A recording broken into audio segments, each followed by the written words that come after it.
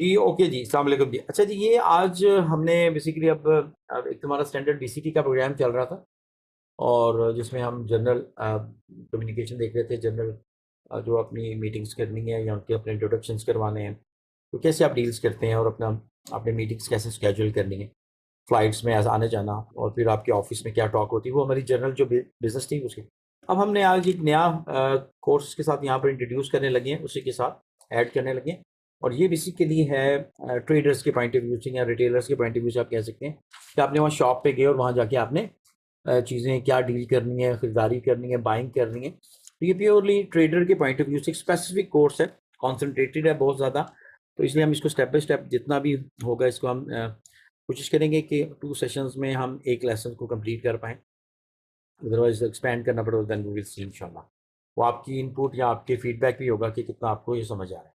Okay जी, आज जो पहला जो इसका लेसन है क्योंकि ये एडवांस को बहुत बेसिक नहीं होता, ऑलरेडी लोगों को चाइनीज़ बेसिक आनी चाहिए और इसमें ये कि बीसीटी का भी हमने क्योंकि ऑलरेडी 1 लेवल तकरीबन हमने देख लिया हुआ है, तो उसके बाद हम इसको अब इंट्रोड्यूस कर रहे हैं, ऐड अप कर रहे हैं इस प्रोग्राम को।